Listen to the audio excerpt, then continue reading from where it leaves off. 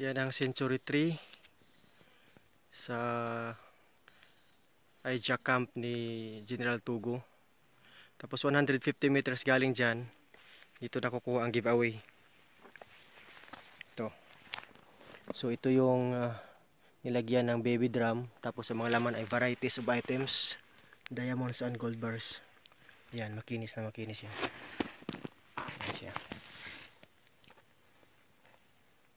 Okay. Ganda. So ito yung stone formation niya. Tsaka yung andyan pang mga marker.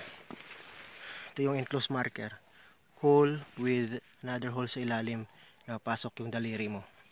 So tandaan nyo, isa itong indicator ng sacred deposit or item within the stone hole. Tapos may isa pang hole sa ilalim.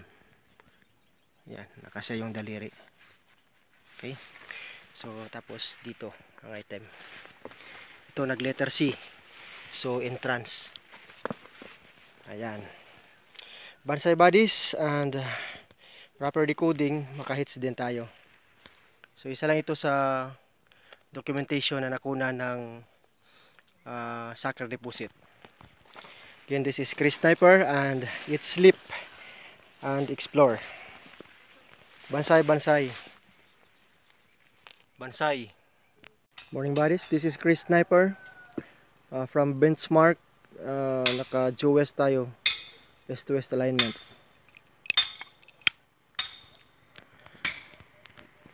Dito ipakita ko sa inyo ang nakunan ng giveaway. So ito is isa itong coordinate marker na may directional holes patungo sa J spot.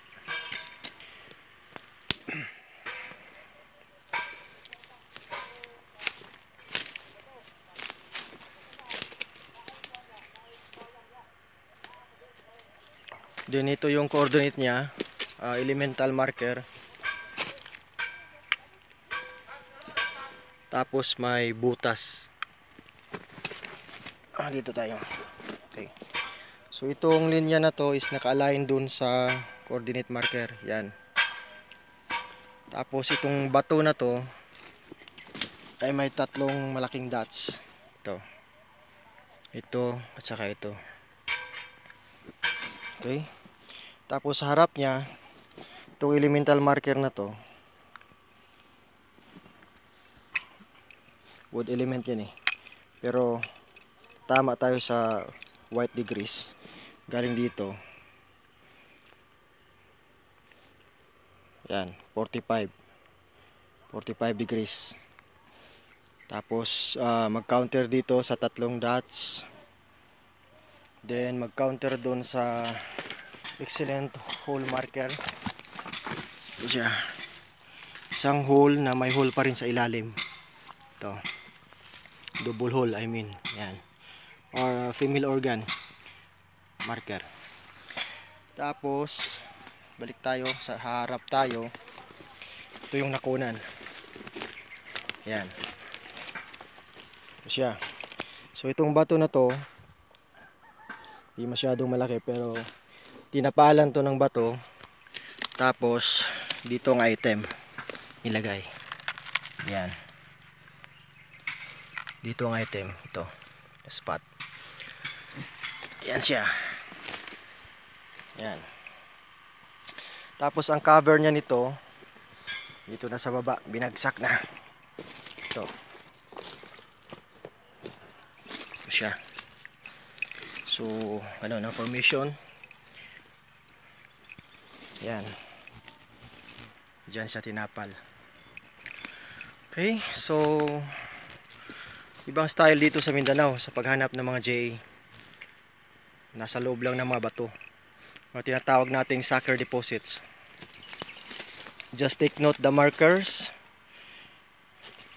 Yan, ang slash na yan with that sa gilid. Or the same time arrow way. Kasi nagdiretso pa yan sa ilalim. Dito yan nakaturo sa bato na to. Tapos dyan nakuha na ang item. Tapos sa harap niyan dito, ito yung double hole. siya na naka-align dun sa elemental marker. Okay, Bansay Buddies, and hope makahits ng marami ang mga tropa natin.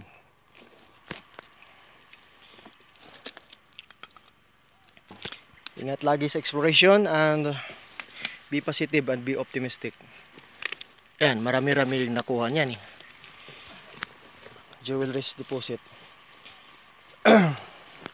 Last tip, yun ang 45 degrees. Kasi galing dito sa isang coordinate, 2 to 5 yan, babanggain. Pero pag galing tayo doon sa isang coordinate marker, 135 yan. Alignment niya, 315, 135.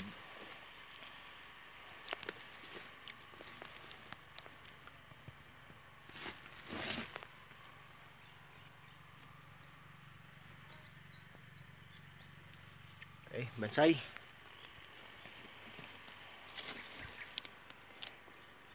Yan, yun yung cover niya. Ito yung lugar dito na maraming mga big boulder markers sa paligid. Yan.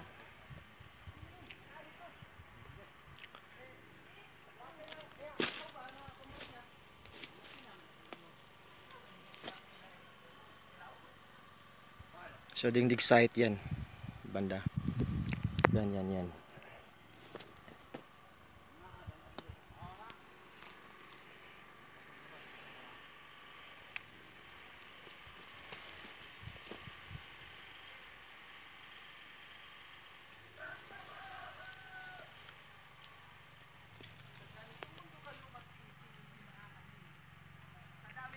Bansay. Konnichiwa buddies, this is Chris Sniper once again. Another BBM or big boulder marker na nakuna na dito sa during 1990s. Ito siya, papakita namin yan. So kung pansinin natin itong bato na to, may nakaukit to na legitimate marker. Ito siya. Yan. Okay, sa top siya. So yan ang compass natin. Ang point yan. Makikita natin itong enclosed marker. Yan. Tapos may dot dyan. Kasi ang dalawang daliri. Ayan siya. Oh. C. Letter C to. Papasok yung kamay mo. Ang 5. Tapos may dot dito na dalawang kasya. Okay? So pag top view yan. Dito nakuha ang item. Ito. Okay? Yan. Binasag pa nga to eh. Pero wala dyan. Dito siya. Ito yun. Kung pansinin natin, makinis to, yan. Yan. So dito may tibag-tibag na, yan. Tinibag nila to ng mga naunang explorer dito sa area sa Lantapan. Yan. Yan siya oh. Medyo malaki-laki din. Okay? See enclose yan. Yan, that. Ayan siya. Okay? So galing dyan 135, 315 back azimuth. No. Azimuth niya 315 back azimuth is 135. Dito ang makita sa 135 dito. So dito nakuha ang item, yan. Yan tinatawag natin na quick deposit o rock enclosed marker sa slope na bundok ito. So malapit lang din yung isa. Doon yung banda. Diyan. So unahan na puno, yan. Yan old puno din yan, century 3. Okay, so yan lang buddies, isa yan sa mga document natin na mga nakunan. Yan. So ang marker is rock enclosed marker. STM siya. So paiwatig niya na dito sa harap ang load. Yan. Straight ka dyan, yan. Ito siya oh. Laki-laki. Yan. Okay. So, thank you for watching buddies. Hopefully may matutunan kayo sa mga ideas about quick deposit. So, dyan ang spot na nakunan. Documented yan. Hindi na namin sabihin na nakakuha. Yan siya. Slope type. May bato yan sa harap yan. Sa dalawa. Dyan siya. 3. Pinaikutan ng bato to. Okay. So, relax lang tayo, then patuloy sa mga exploration para maka-hits, remapping, then proper decoding ng mga given stem or surface thermal curves. Dito nga ito. Finish yan.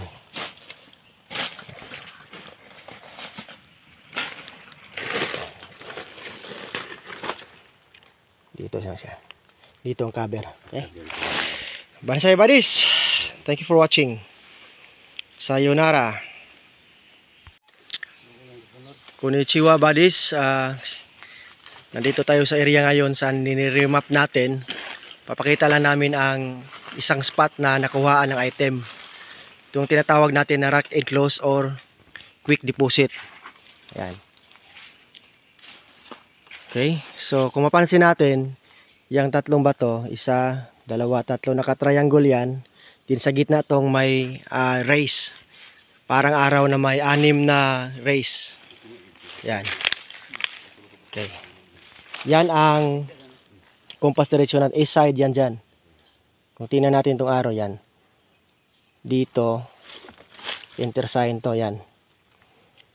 So pagharap tayo sa puno, ang puno norte. Yan. Yan yung lumang puno. Yan. So dito sa harap niya, south direction, 9 feet galing sa puno. Ito tatamaan itong parang araw na marker.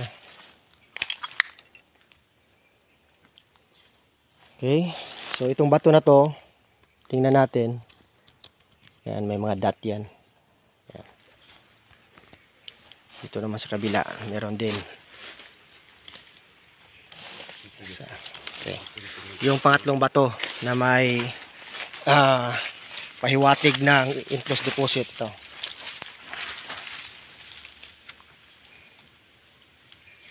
Ayan. So pag dito ako sa top, makikita yung araw yan. Yan, paring dolp. Bansai. Okay? So ito, isa lang ito sa nakuha na ng sucker load. Actually, tatlo na, pre, no? Tatlo spot dito na kunan. Pangatlo to. Ito yung pangatlo. So kung tingnan natin, malapitan ito. Yung butas to, yan. Yan. Makinis. So may mga tibag-tibag na. So during 90s, tinitira na ito ng mga naunang explorers dito. Ayan, umuwi, iniwan ang mga alaga. Naka mga gamit. Okay? Yan, may dot pa yan dyan sa gilid. Okay, 1, 2, 3, 4, 5, 6. Ito yung intersign. Yan. Yan. Sure deposit. Ito, enter. So, dyan lang sa bato. Kasi ang formation ng gilid-gilid na naka-triangle. Bitin ko yan. 1, 2, 3. Tapos sa gitna yan nilagay. Nakahanging pa yan. Yan, makinis sa ilalim. Okay, pinapakita lang namin to para makatulong sa treasure hunting na may suspected na tinatawag natin na quick deposit o rock enclosed treasure. So ang area naman na ito ay rich in history ng Japanese encampment. Yan, may mga bato pa yan sa taas. Tapos ang creek doon banda sa baba, Dead Creek. Okay, so thank you for watching.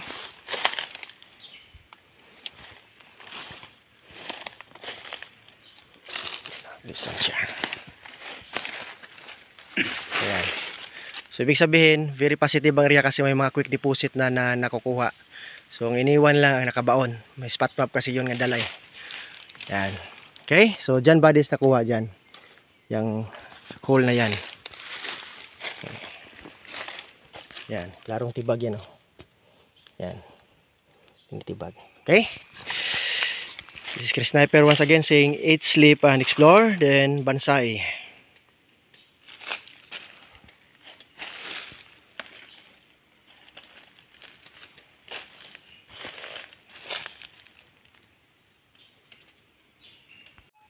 Hello buddies, this is Chris Sniper dito sa Team Survivor.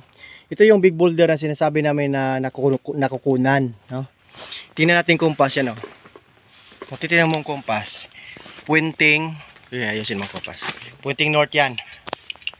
Saan? Klaro. Yan, norte. ang opening. So ito, kung titingnan natin yan, oh. Yan. Yan. May butas yan sa ilalim. Ito, binasag. So dito ang item. Yan. Ngit-ngit, no? Maklaro sa ilalim yan. Yan. Diyan, kinuha ang item. So ito. Yan, no? 2 feet yan, paloob. Yan. Makinis na makinis, yan. Dito ang item na sa carload. Yan. Yan siya. So sa mga itong sitwasyon buddies, yan, oh. May marker yan. Diyan siya, hole. Kasi yung 5 kamay mo, so grab type yan, magagrab mo lang. Then naka flat wall to siya dito sa baba. Sa taas yan na binasag. Tingnan nyo, basag-basag pa yan, oh. Yan. Hindi naman klaro, medyo madilim eh. Yan. Actually may load din dito na iba, pero yan siya ang nakukunan. So kung susukatin natin, yan. Pabira ko, no, bro. Sige lang. Sige, pabira. Dos. Okay. Okay, yan. Yan siya. Almost 2 feet. So nasa 18. Yan. Ang width niya, yan, 18. Ano, 18. 18. Ayan, 18. 18 yan dito. 18 din paloob. Yan. 18 sa taas. Okay? So pag may ano to dito, may cover pa, 2 feet yan. Dito ang cover sa 2 feet yan. Yan sabi kong 2 feet yan. Okay? Okay. So ito yung sinasabi natin grab type na. Yan. Kasi yung 5 eh. Yan. Madukot lang. Ibig sabihin madukot. Huh? Yan. Resign yan. Yan. Okay? So yan ang nakuna ng sucker load. Okay? Tasa natin konti para mas maklaro sa malayo. Medyo madilim na. Yan. Sige, thank you bro. Ayan. Okay, so yan. Kung titignan natin, parang letter D lang siya. Pero 18 inches yan ang width niya. Papasok din tayo doon sa loob yan. 18 inches din. Ang cover niyan, papunta dito, sa harap dati, 2 feet yan. Okay, so from 2 feet, isang dangkal lang paloob, item na. Yan. Yan sinasabi natin na item na isang dangkal lang ang lalim. Hindi ka maghukay, magbasag ka lang. No? Pero huwag basagin ng bato kung hindi sigurado, kasi may marker yan. Sinasabi ko, may grab type yan dyan, no? Nakasya yung 5 daliri mo. Okay? So, nakukuha na kasi nalaman nila dito na nakukuha talaga. So, Bansay Buddies, thank you for watching. Sayonara. Bansay Team Survivor. Bansay Pilas. So, ito yung area nila na ano, i-remap natin, no? So, nakuha ng metal, nakuha ng tela na pula, then nakuha ng drum deposit doon, nakuha ng jar deposit, saka may sucker load pa doon sa unahan. Ito, ipapakita namin diretso ang nakukunan. Ito, diretso na tayo. Puno yung figure, medyo hard itong formation. Pero kung titignan mo, para itong paa na malaki. Yan. Kati dito, north-south. Yan. Ito siya, directional arrow. Yan. Okay? Pupunta ka dito, makikita mo itong enter sign. Ito siya. Yan, malalim yan. Kasi yung isang daliri yan, oh. Yan. Yan, yan ang enter. Kita lang yan. Enter sign. So, pag i-enter ka, hindi ka i-enter dito sa bato. Oh, okay. So, titingnan natin kung sikat ito. Nakasikat. Okay. Titingnan ang direksyon ng araw. Direksyon na tayo. Para makita niyo gano'ng katindi ang sucker load sa isang imperial site. Yan, oh. Ang araw ay nakaturo ng east. 90 yan. Yan, code 3. Diyan. Okay? Direksyon na. So, pag dito ako makatayo, west side na yan. Okay. So, enter sign. Maraming dot dyan. Susuka tayo ng tres. Okay, dito ang tres. So, dito ang dig site. Okay? Pero ang item wala dito. Doon sa loob kasi sucker load siya. Okay? Tingnan natin. Yan, o. Dalawang daliri sa bilog. May maliit na paa. Okay. Dalawang daliri. Yan. Dito. Ang araw na yan, diretso sa east. Dito. So, makita yung buong figure to. Flat na bato. Dito kinuha ang item, dinukot. Paghukay na mga almost 2 feet, yan. Makita sa ilalim. Dilim no, wala plus light. Diyan kinuha, malalim yan, paloob. Para makita na makinis. Yan. Yan, klaro ko. Yan ang ilalim niya. Diyan dinukot ang item. Hindi pa card. Okay? Ayan. Diyan dinukot. Okay? Kuna ang view dito sa taas. So ito ba this is a example ng tinatawag natin na sucker deposit or quick deposit, madalian na baon. Sa harap nito may ano, may travel sign. Ito. Unahin muna natin ito. Itong linya na to. Yan. Diretso yan dyan. Yan. Itong linya na to. Dito naman sa kabila. Yan o. Look. Tatlo yan. Diretso din yan dyan. Okay, dito isa. So ito yung harap niya. Ito Ano yung sir, sa... tail sa bata ni sir? Til sa bata, travel. Kaya may paa dito mga maliit. Okay, diretso ka doon. Sukat dito. 15 lang yan. Yan. Pakihawak. Doon sa top. Yung pinakabilog sa top. Yan. Dulo pa. Last. Kasi tatlo yan eh. Yan. 15. Kapul. Oh, yan ang 15. Yan, 15 dimension yan. Okay, thank you. Okay. So ito ba this ang example ng ano natin. So shout out kay bro sa Team Skylark, Trail Master. Bro, hindi ka nakasama pero andito yung si Bro Car, yung anak mo. Okay? Then kay paring Jandy sa mga insight. Salamat. Isa itong anak kuna ng quick deposit na may enter sign. Okay, then pointing to dig site kasi hindi nakalitaw ang bato.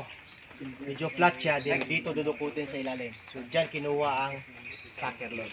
Okay? So thank you for watching buddies. This is Chris Sniper saying it's sleep and explore and bansai. Bansay!